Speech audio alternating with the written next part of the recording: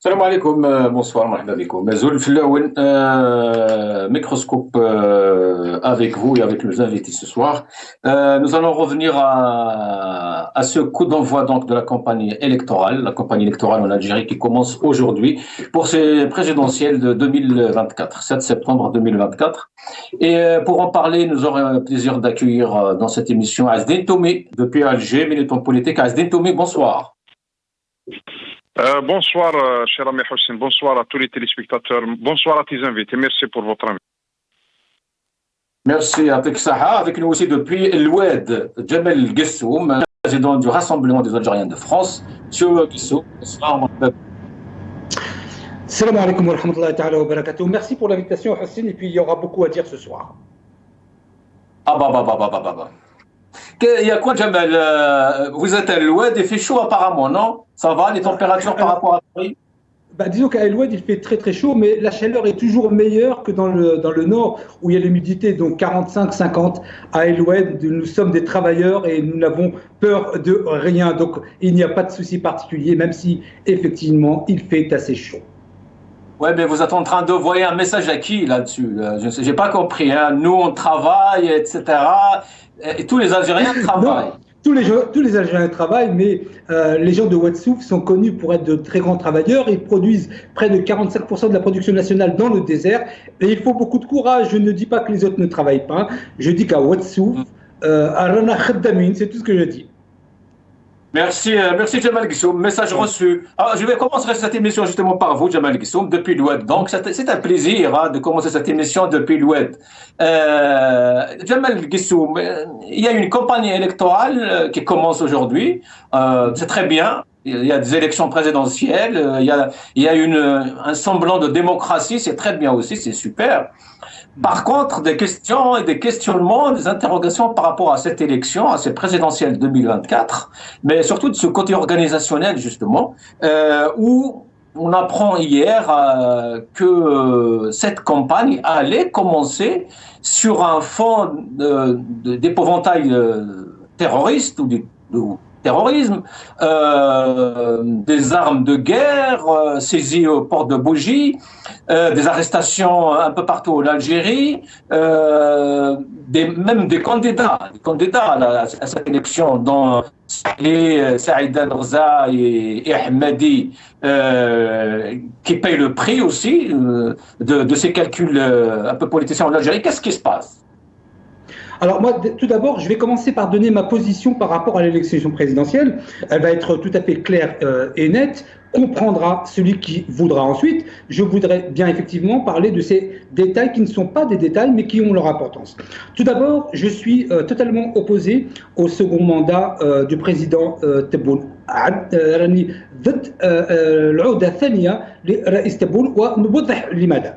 Je suis contre sa présentation. Pourquoi? Parce que c'est une opposition, je dirais, sur la question politique qui est essentielle. Pourquoi? Parce que avec le président Tebboune, nous sommes revenus aux années 30-40 de l'ère de la colonisation française, où nos grands-parents étaient considérés comme des indigènes, car ayant moins de droits que les autres. Aujourd'hui, le président Tebboune, et ce que je dis est tout à fait contrôlable et vérifiable, même si j'apprécie la personnalité du président Tebboune, il a promulgué une loi qui fait que les Algériens qui sont nés à l'étranger, et ça me vise moi particulièrement, mais la plupart des Algériens nés en France et qui ont la nationalité française, n'ont pas les mêmes droits que les nationaux en Algérie. Et à partir de là, à partir du moment où il y a une politique de discrimination à l'égard du même peuple, ça a été fait par l'entité sioniste, ça a été fait par l'Afrique du Sud lorsqu'il y a eu la ségrégation à l'égard des Noirs, ça a été fait par les États-Unis. Et je dis au président de la République, comment est-ce que vous avez pu accueillir Kayla Nemour, qui est né en France, qui a la double nationalité, vous l'avez accueilli mais est-ce que, Monsieur le Président, vous lui avez dit clairement que ce n'est pas une Algérienne à 100%, puisqu'elle ne dispose pas des mêmes droits que les autres? Est-ce qu'ils ont dit à Kayla Nemour que si un jour elle veut créer un site internet pour parler de gymnastique en Algérie, ça sera interdit pour elle? Par conséquent, mon opposition à sa mandature tient sur le fait politique fondamental qu'un père de famille qui fait une différence entre ses enfants n'est pas un bon père de famille. Et je crois que ce que je dis est tout à fait vérifiable.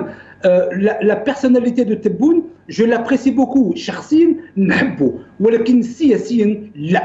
Donc, je suis opposé au second mandat du président Tebboune pour cette question. Parce que je ne peux pas accepter d'être pris pour un indigène comme nos grands-parents l'ont été et de manière tout à fait légale. J'avais averti le président Tebboune de faire sauter cette loi sur les médias. Je parle de la loi pour que tout le monde puisse bien comprendre.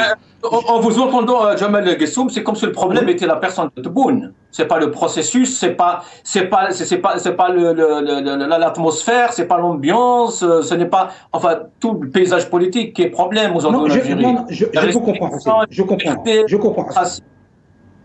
Non, je vous comprends, Racine. C'est pour ça que j'ai bien distingué les deux choses, où je donne ma position par rapport à l'élection présidentielle et ensuite on peut revenir sur les détails. J'ai bien précisé que ce ne sont pas des détails. Ce que vous avez évoqué, et en l'occurrence le fait d'arrêter des armes à Bijaya, etc., ça peut concourir effectivement à un semblant je dirais, de légitimité. Moi, je ne remets pas en question la légitimité du président Tebboune, soyons clairs, mais ça peut donner un sentiment sur l'ambiance de l'élection qui n'est pas clair du tout. Moi, je dis qu'à partir d'une donnée politique claire et vérifiable, lorsque je dis que nous sommes, nous, considérés comme des indigènes République et de la Nouvelle-Algérie, je donne des éléments concrets. La loi du 31 août 2023 qui a été promulguée par le président de la République et qui nous interdit à nous de créer des médias, des revues scientifiques, ça fait de nous des moins que des Algériens. Donc, si je suis moins qu'un Algérien, je n'ai pas autant d'obligations que les autres. J'ai donc une plus grande liberté pour critiquer et en cela, pourquoi pas. Merci Jamal Gessoum, restez avec nous. Azdine Toumi, justement, ces agissements, ces scandales et politiques et sécuritaires et électoralistes aussi, à savoir cette histoire du port de Béjaïa, est-ce que sont censés pousser les gens à aller voter massivement?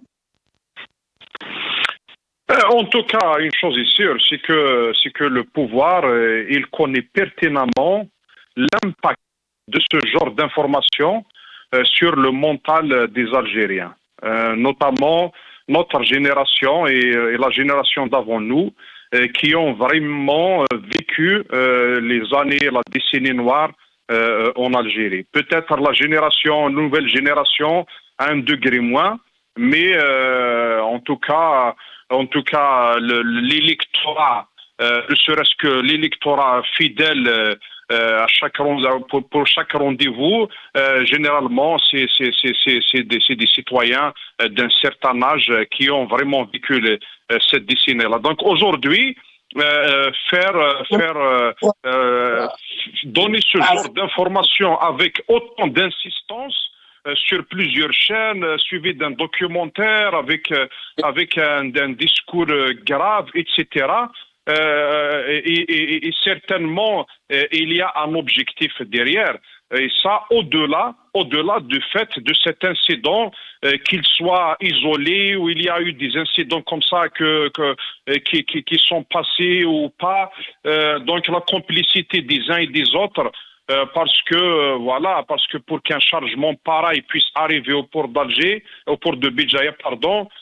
Donc, il a dû passer une frontière, notamment celle de la France, puis des centaines de kilomètres, etc.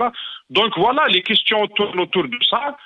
Après, malheureusement, pour ce régime, c'est qu'il a tellement monté dans le passé que les Algériens, des fois, ont du mal, même quand il dit la vérité, les Algériens ont du mal à croire. Et voilà, les gens attendent toujours un vrai changement, notamment en ce qui concerne l'information et les médias, pour les rendre plus crédibles. Malheureusement, de plus en plus. Azdine Toumi, dans le même contexte, ça a le mérite peut-être d'interroger un peu même nos facultés intellectuelles, psychologiques et parfois même psychiatriques sur cette affaire, à savoir que les citoyens algériens aujourd'hui, le citoyen algérien lambda ne veut pas croire à tout ce que racontent tous ces médias, le régime en entier. Pourquoi les gens ne croient plus? Et si c'était vrai, il y a un danger imminent. Parce que oui, bien sûr, les dangers sont imminents. Nous, on l'a dit à plusieurs reprises. les dangers ils sont autour de nous, ils sont avérés, les défis sont avérés. Certainement, nous sommes devant un avenir où on aurait le plus besoin de nos forces, de notre unité. Et malheureusement, le régime ne fait que diviser, ne fait que fragiliser la nation. Donc, pourquoi il y a un problème de crédibilité par rapport aux médias? Ça a commencé déjà par plusieurs années. Ça s'est aggravé après le Hirak depuis 2019, où on a vu vraiment, il y a aucun journal, aucune télévision qui n'ose ne serait-ce qu'ouvrir ses colonnes ou son écran à des opposants, à des militants qui peuvent critiquer. Donc nous sommes devant une situation où il y a plus d'avis contraires, il y a plus d'avis contradictoires dans un sens. Et les Algériens ont changé avec maintenant la démocratisation des réseaux sociaux et l'ampleur que ça a pris. Les gens, ils s'informent et ils sont au courant de ce qui se passe. Et il y a le quotidien. Et malheureusement, on a vu le régime qui est en train de pratiquer les mêmes pratiques, la même politique de désinformation, de propagande, et ça marchera pas. Après, il y a d'autres impératifs.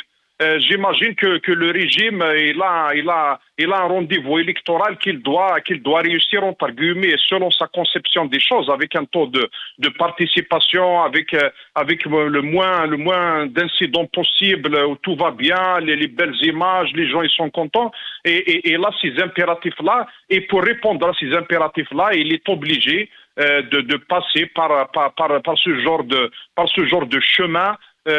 Où il y a plus, il y a de...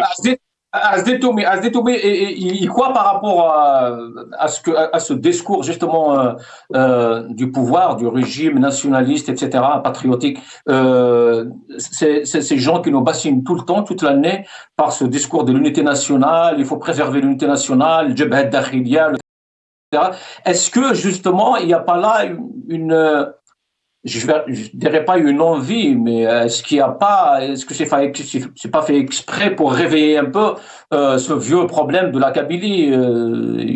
La Kabylie, on peut dire que ces derniers moments, la Kabylie était stable. Pourquoi vouloir aller justement réveiller cet épouvantail de terrorisme? J'allais commencer par ça tout à l'heure quand vous m'avez posé la première question. Oui. Donc je vais enchaîner. Malheureusement, est-ce que c'est écrit dans notre front, nous les Algériens, de ne jamais se débarrasser du terrorisme, que l'ombre du terrorisme est toujours là. On est condamné à vivre avec ce démon dans nos têtes, qu'il y a toujours un risque que ça revienne. Et pourtant, quand ils le veulent, le régime tient un discours où il dit qu'il a vaincu le terrorisme, qu'il est derrière nous, etc. Donc, le régime, quand il a des procédés avec lesquels il a réussi à des coups de force en Algérie, et vous savez, il n'est pas inventif. Il ne va pas aller chercher d'autres scénarios innovatifs, innovants ou innovatifs, je ne sais pas. C'est le mot, ça se dit, je m'excuse. Mais en tout cas, il va pêcher toujours dans le même truc. Il va aller dans les terroirs, dans les archives, récupérer les anciens scénarios. Et d'où cette politique de propagande autour des élections, etc. Or que les Algériens, ils savent pertinemment que le jeu politique il est fermé, que la politique aujourd'hui et sous l'exclusivité du régime avec ceux qui tournent autour de lui, qu'il n'y a plus de place pour l'opposition d'exercer une quelconque opposition. Donc voilà. Donc ce discours où il essaye de mobiliser Ta'bi'a par les organes de télévision, par des discours pleins de langue de bois, de mensonges, etc., ça marche plus. Les jeunes aujourd'hui sont en train de quitter le pays. Les médecins, les gens qui ont les moyens et cherchent des alternatives ailleurs. La jeunesse a perdu confiance dans tout ce régime qui est incapable de trouver les solutions. regardez les prestations de ceux qui portent le projet d'un deuxième mandat aujourd'hui, face à une réalité difficile des Algériens, un quotidien compliqué. Ils ont du mal, des fois, même quand ils sont seuls, ils parlent uniquement. C'est le monologue. Ce n'est même pas, il n'y a pas en face un journaliste qui les interpelle par des questions difficiles où il y a un débat avec un opposant, etc. Donc, quand ils sont seuls dans leur confort de monologuistes, donc ils ont du mal à trouver les mots, à trouver des trucs positifs dans le premier mandat, etc. et à convaincre les Algériens. D'ailleurs, on parle peu de l'Algérie nouvelle parce que reste-t-il de ce slogan? Même le slogan, il a pris un coup de vieux déjà. Le slogan déjà, il est vieux. Alors là, l'Algérie. Donc voilà. Peut-être on reviendra sur la campagne électorale, mais cette campagne électorale, ces élections, est un exemple parfait pour montrer que le régime n'a pas allé chercher d'autres scénarios ailleurs. Il a pris les anciens scénarios avec plus de rigueur, plus de fermeture et plus de verrouillage. Merci Azdine Toumi. Jamel Gissoum, je reviens à vous après cette petite vidéo. إعادة اللحمة بين الجزائريين أولا وبين الجزائريين ودولتهم.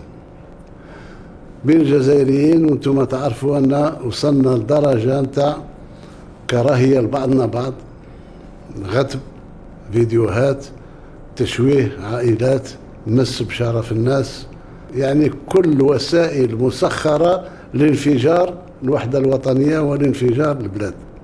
وتصدينا لها بحكمة وقوانين جديدة وبردع خلات اليوم المواطنين داركوا الأوضاع اللي كانت فيها البلاد، وهما أصبحوا اليوم هما بنفسهم يدافعوا على الوحدة وعلى اللحمة الوطنية.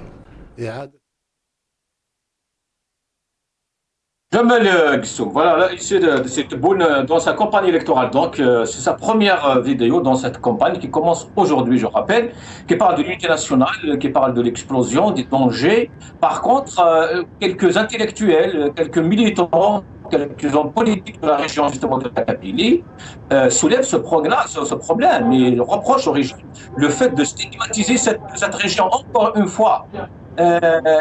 Est-ce que là, c'est pas justement une atteinte à cette unité de la part? Il y a 3 jours, la revue Le Djish nous disait qu'il était pleinement préparé et prêt à assurer toutes les étapes de ce toujours après un scandale sécuritaire. Mais je ne comprends pas pourquoi est-ce que vous appuyez et vous restez appuyé sur la question de la Kabylie. S'il y a un problème, il est national. Il ne se situe pas que de la région de Kabylie. Il y a un problème national, parlons du problème national. Je veux dire que le président de la République a été à Tizi Ouzou il n'y a pas longtemps. Il n'y a aucun problème. Donc,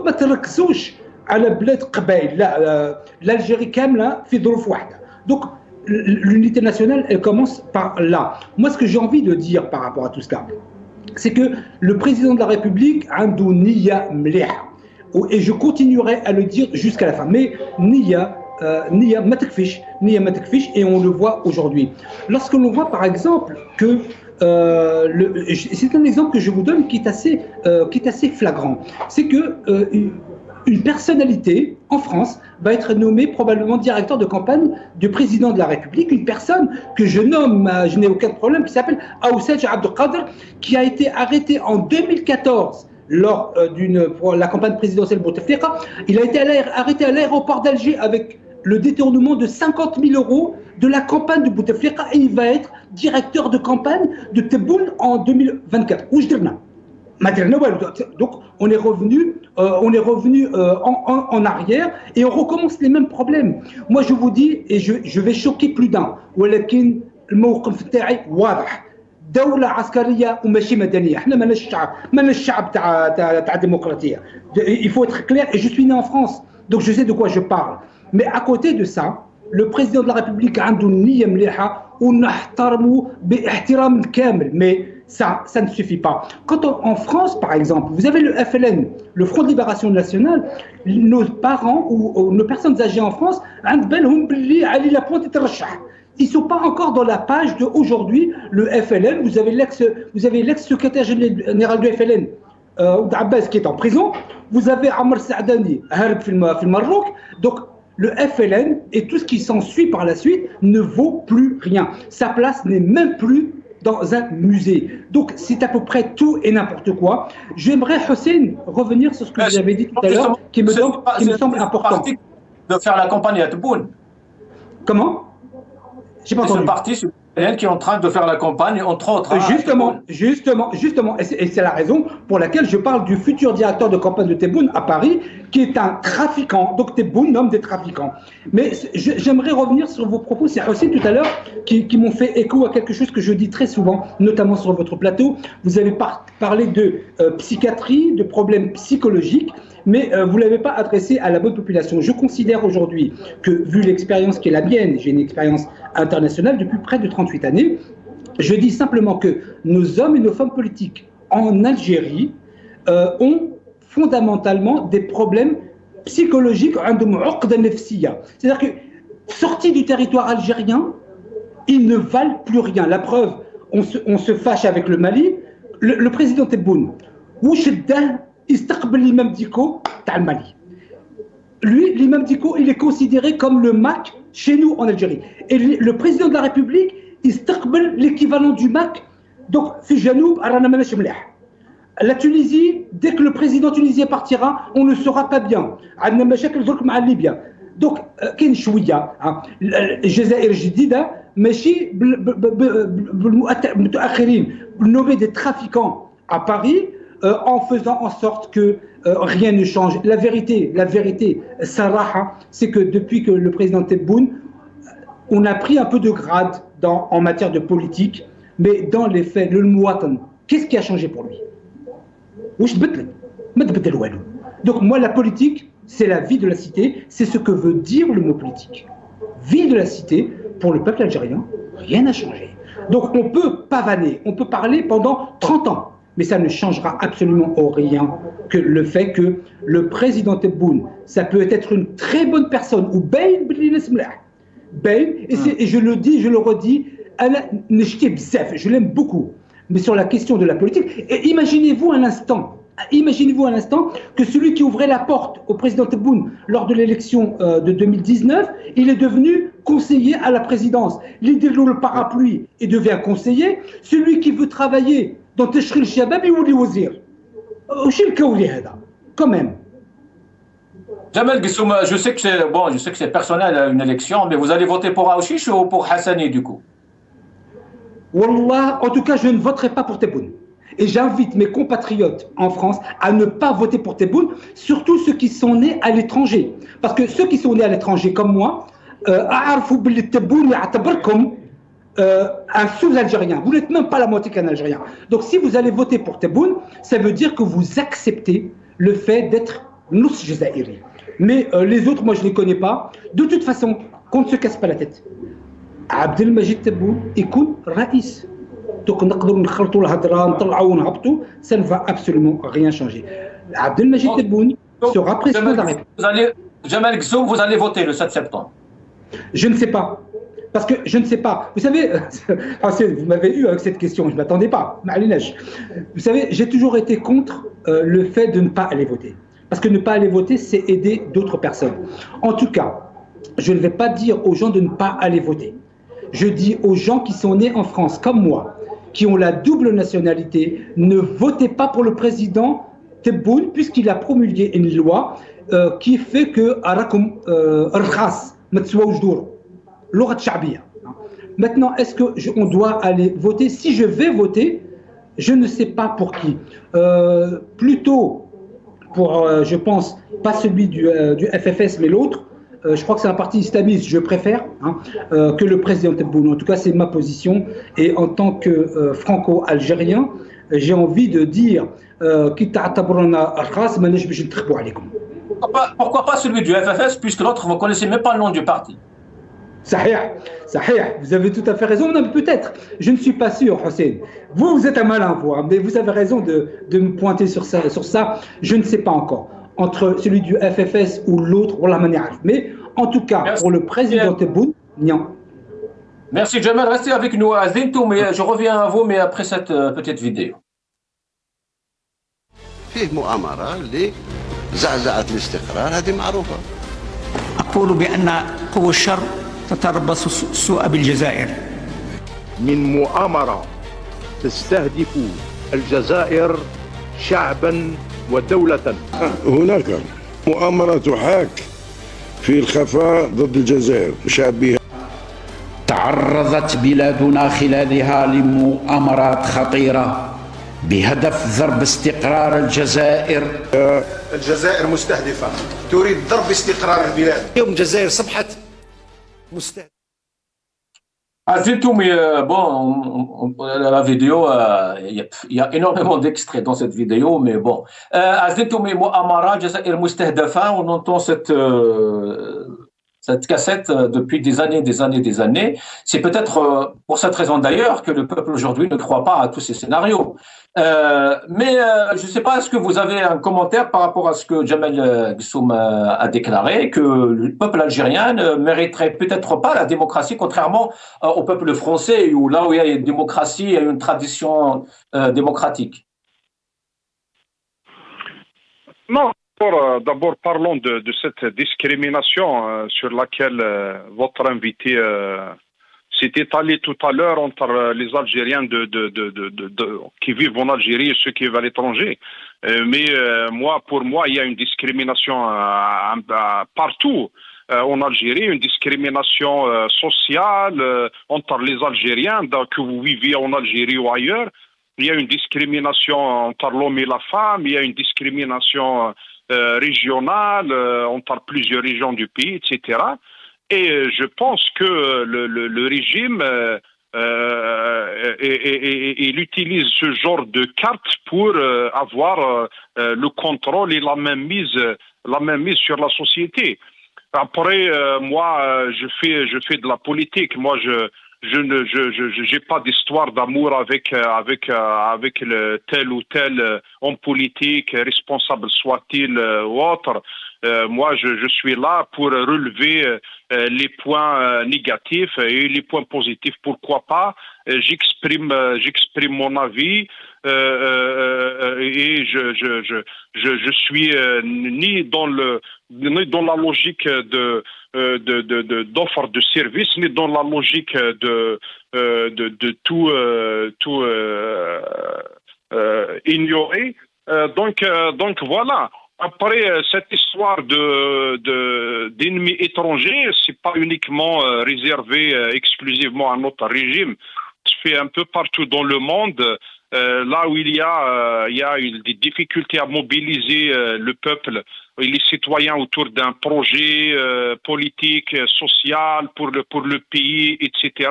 Donc on tente de les mobiliser en désignant des ennemis étrangers. Et je le répète, les ennemis, il y en a, les complots, il y en a. C'est certes, les défis, ils sont là. Ils sont de plus en plus difficiles. Et justement, nous, on tire la sonnette d'alarme, on dit qu'il faut être à jour. Et on a l'habitude ces dernières années d'attendre les dernières minutes pour avoir jusqu'à ce que les problèmes arrivent sur nos frontières, etc. Je pense que la diplomatie, c'est aussi prévoir en essayant de comprendre, en se donnant les moyens technologiques, de fraîcheur de jeunes, etc. Se donner les moyens en tout cas de faire les bonnes lectures et de prévenir ce genre d'événements. On n'attend pas que les conflits arrivent sur nos frontières. Donc après, c'est bien sûr qu'il faut avoir une armée pour défendre, mais il faut aussi en diplomatie prévoir ce genre de problème.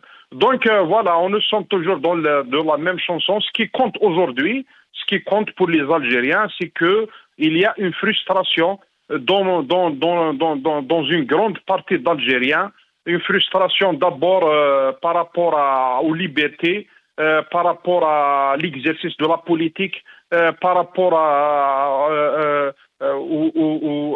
l'accès à l'eau, l'accès au travail, l'accès à la voiture, le pouvoir d'achat qui s'est dégradé, etc. Il y a une frustration dans une grande partie des Algériens qui attendent toujours le changement. Et moi, je ne comprends pas comment ce régime tourne le dos comme ça à 22 millions d'Algériens qui sont sortis dans la rue en 2019, qui avaient vraiment exprimé leur volonté d'aller vers le changement. Et comme ça, le régime, il tourne le dos avec un premier mandat qui voilà, avec un bilan plus que modeste. Donc, on n'a pas vu grand-chose sur le plan économique, sur le plan infrastructure. On a vu un retour en arrière en termes de liberté, en termes de démocratie, etc. Et aujourd'hui, malheureusement, on est face à un événement politique qui ne possède même pas un minimum de crédibilité. Voilà, donc on a vu une campagne qui commence dans la timidité. Il y a que les télévisions, c'est une campagne les débats qui existent juste à travers les organes de presse du pouvoir et ceux qui sont autour.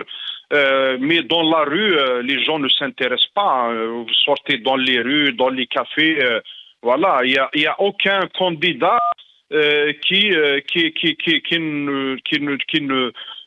convainc, au moins pour inciter les gens à débattre, à s'intéresser à eux. On a vu des candidats se verser dans des trucs. Azdine Toumi, comment qualifier justement ce premier jour de campagne? Je ne sais pas ce que vous avez suivi un peu. Il y a Ben Grina qui est dans le sud de l'Algérie. Il y a Hassani qui a commencé sa campagne aujourd'hui à Alger. Tebboune qui a diffusé une vidéo. Le FFS, non, j'ai rien vu du FFS aujourd'hui. Azdine? Non, il y a pas de débat. Il n'y a pas de débat qui est engagé dans la société comme on a vécu avant, où il y avait un minimum de démocratie, un minimum de liberté. Il y avait quand même des débats autour des questions importantes il y avait des projets, il y avait des courants qui étaient quand même consistants.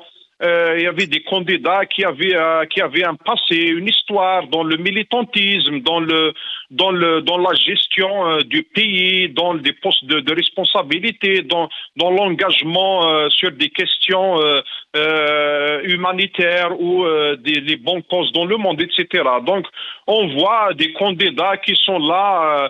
Il y avait un chemin tracé, balisé par le régime, par l'administration. Ils s'engouffrent dedans, ils savent où sont les limites, donc ils savent quoi dire, quoi ne pas dire. Voilà, malheureusement, l'histoire va retenir que par exemple, le FFS a accepté de jouer ce rôle, que les autres... l'autre candidat, c'est pas nouveau, mais c'est vrai pour le FFS. Voilà, j'ai une pensée, ne serait-ce que pour Sil Hussein Rabbi Yarhamou, pour tous ces militants, pour Karim Tabou qui était un jour un responsable dans ce parti-là, pour les membres fondateurs de 63 et pour les militants, tous les militants sincères du FFS. Donc, et je suis convaincu que l'histoire donnera encore une fois raison au peuple algérien qui est en train de regarder ces élections passées, qui ne se sentent pas concernés, en tout cas qui ne se sentent pas incluses dans ce processus, parce que le pouvoir a tout fait pour isoler et pour verrouiller ce jeu politique et cette opération qui, sincèrement, elle sera réduite ça va être un show médiatique pendant cette campagne électorale, et le jour des élections, ça va être le carnaval à travers tout le territoire. Merci Azdine, tout bien rester avec nous. Jamel Guissoum, regardons cette vidéo et je reviens. الشعب نهار 7 سبتمبر يخرج للانتخابات واختيار الشخص المناسب الذي يقود السفينة إلى بر الأمان. بلادنا مستقرة الحمد لله يا ربي، رانا في وين كنا وين رانا، الحمد لله يا ربي. راهم الدول راهم يحسدوا فينا على الشيء اللي رانا فيه. سيدي، على كل حال نطلب من المواطنين نهار انتخابات يوقفوا بالانتخابات، يروحوا للصناديق. احنا مع الامن والامان لبلادنا ونحبوا الاستقرار لبلادنا. انا ماذا بنا نطلبوا من الشعب الجزائري انه يتوجه لصناديق الاقتراع يوم 7 سبتمبر ليدلي بالاصوات نتاعو. كمواطن خلش لي اطلب من كل فئات المجتمع وخاصه الشباب التوجه يوم 7 سبتمبر لمكاتب الاقتراع للتعبير عن رايه بكل حريه وبكل ديمقراطيه. حنا تهمنا مصلحه الجزائر، وهذا وقت اللي تحتاجنا فيه الجزائر، تحتاج فيه اولادها. توجد ديمقراطيه، كل مترشح اللي راه يدليو بصوته راح توصلوا الصوت نتاعو، والانسان اللي نشوفوا فيه الخير ان شاء الله والمستقبل البلاد ان شاء الله نصوتوا عليه. Jamel Gsoum, micro-trottoir réalisé par l'UNTV, la télévision nationale algérienne. Va bien, les gens veulent voter, rien ne manque en Algérie, il n'y a aucun problème. Non, effectivement, l'UNTV ne va pas mettre des gens qui vont dire on n'allait pas voter. Ça, c'est une évidence, mais je souhaiterais revenir sur le. Oui, dites-moi. Pourquoi c'est une évidence? C'est justement donner la parole à tout le monde. Il y a la campagne qui commence. Oui, bien sûr, mais évidemment qu'ils ne vont pas donner. Je vous ai dit, la démocratie, il y a la démocratie proprement algérienne. Moi, j'aimerais revenir sur ce qui a été dit tout à l'heure sur Al-Jazair Moustahdefa. Bien sûr, il faut être aveugle pour ne pas le voir. Simplement, le problème, c'est que ça a été dit pendant 25 ans, à des moments où ce n'était pas forcément vrai, que maintenant, plus personne n'y croit. Ce qu'a dit Azdine Toumi tout à l'heure, il a raison lorsqu'il dit que les conflits avec les pays autour de nous s'organisent à travers la diplomatie.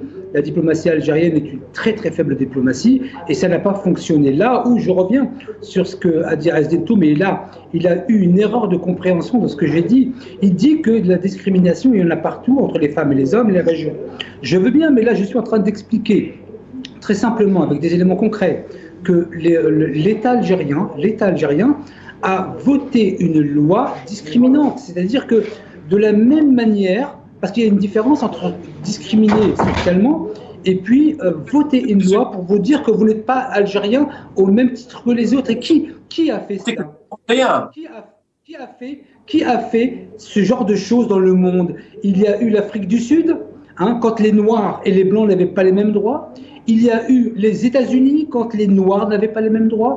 Il y a Kayem Sohyouni qui fait exactement la même chose entre les Israéliens et les Palestiniens. Et vous avez aujourd'hui, et c'est objectif ce que je dis, l'Algérie qui pratique la même politique, qui inscrit dans la loi une loi qui discrimine, qui dit à l'autre enfant, tu n'auras pas les mêmes droits que tes frères et sœurs. Donc ça, si ce n'est pas une discrimination légale, qu'est-ce que c'est? Comment? C'est pas nouveau, c'est le fameux article 51 de Ouiahia. Non. Je reprécise, vous faites bien de me le dire pour que les téléspectateurs puissent vérifier ce que je suis en train de dire.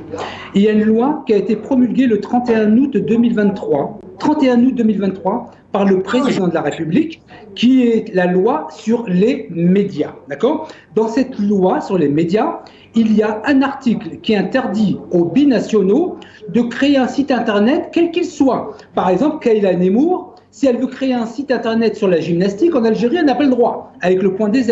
Si Benzema veut créer un site sur le football, il n'a pas le droit. Zidane n'a pas le droit. Riyad Mahrez n'a pas le droit. Mais il n'y a que les Hamir qui sont à Alger qui ont le droit. Donc je veux dire qu'à partir du moment où, il ne s'agit pas de l'article 51, à partir du moment où vous avez une loi qui a été promulguée par le président de la République, qui fait que normalement c'est le père de la nation, normalement c'est lui le père de la nation qui doit assurer tous les mêmes droits à tous ses enfants. À partir du moment où il promulgue une loi qui dit à un enfant ce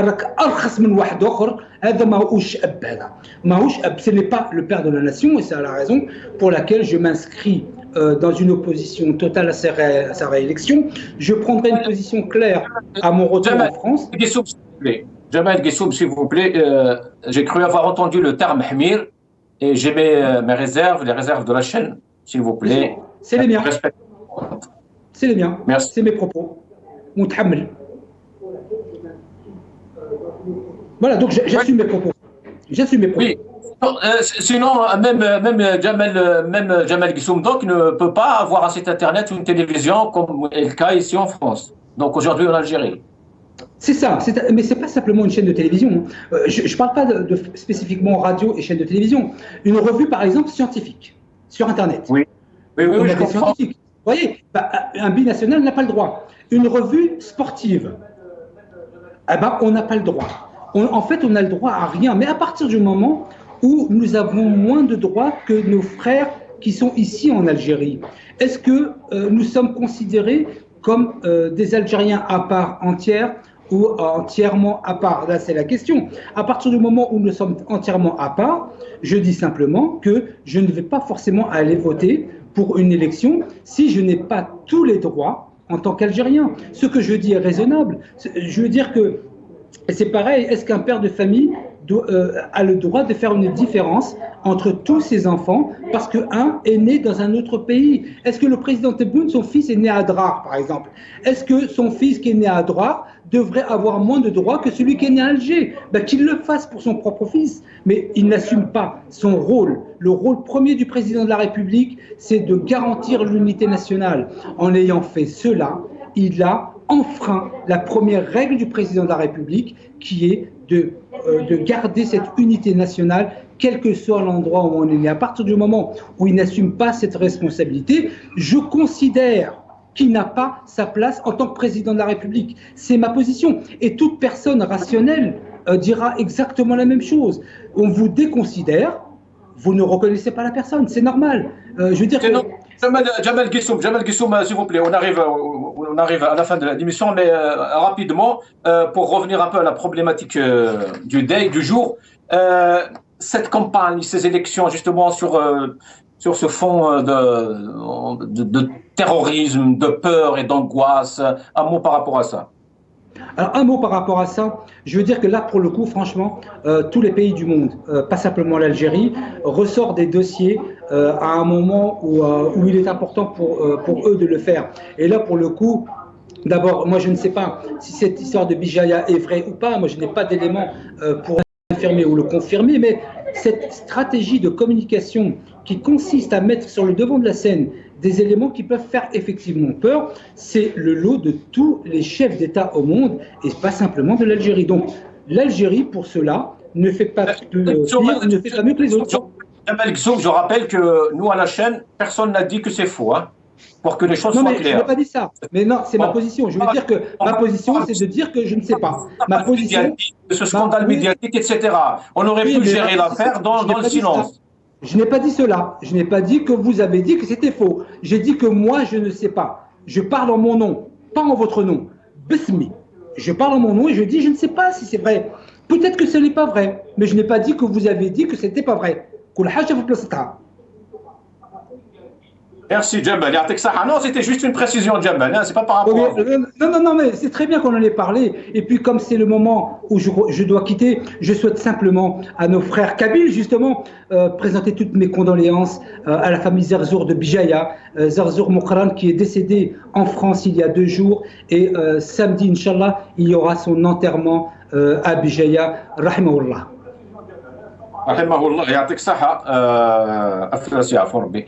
عزدين تومي, un dernier mot Azdoun Toumi, donc par rapport à cette campagne électorale sur fond de peur, d'angoisse. Contrairement à ce que veut faire le régime en essayant de verrouiller ces élections pour pouvoir se maintenir plus ou moins bien, en s'imposant sur la scène nationale et régionale, de tricher sur le taux de participation pour encore une fois mentir à l'opinion internationale sur la légitimité. Et moi, je pense que c'est le contraire qui va être. Ils sont en train de fragiliser le pays. La démocratie, elle se construit avec le peuple, avec les citoyens. Il n'y a aucune démocratie qui peut être basée sur le mensonge donc voilà. Moi, je pense que tant que le jeu politique, tant que le verrouillage continu et ne faut pas espérer grand-chose pour notre avenir. Azdine Toumi, est-ce qu'on aurait droit à une réaction d'opposition, à des communiqués, à des réunions, à des rassemblements, à une prise de position? J'ai pas entendu votre question, José. Par rapport à l'opposition, est-ce qu'on pourrait s'attendre à une action? Oui, certainement. L'opposition, chaque jour, d'abord, il y a beaucoup d'opposants, que ce soit en groupe ou individuellement, qui ont pris des positions claires, parce que moi, je l'ai dit déjà il y a quelques mois, qu'il est dans notre responsabilité de prendre des positions claires, nettes, face à ce qui est en train de se passer, parce que on ne sait pas de quoi l'avenir sera fait, quels sont les dangers qui nous guettent, qu'est-ce qui va être concret ou pas, mais en tout cas, il faut prendre des positions, et je pense si le verrouillage continue, l'opposition trouvera toujours le moyen pour ne serait-ce que prendre des positions. Parce que, comme vous savez, le verrouillage des espaces publics, médiatiques, politiques, etc., est tel qu'il n'y a pas de place pour s'exprimer, il y a beaucoup de répression. Donc, votre chaîne est la dernière tribune qui ouvre encore son antenne aux opposants et aux militants. Sinon, tout est verrouillé. Donc, je pense que l'opposition, elle n'a pas démissionné, ne serait-ce que l'authentique. Donc, il y a toujours des actions, il y a toujours, mais comme vous savez, la fermeture est telle que le pouvoir donc que ces actions ne sont pas mises en avant, elles sont cachées, camouflées par la propagande du régime. Merci Azdine Toumi, merci Jamal Gissoum, merci à vous et à tous. On arrive à la fin de cette émission. Prima Dilana, salam alaikum.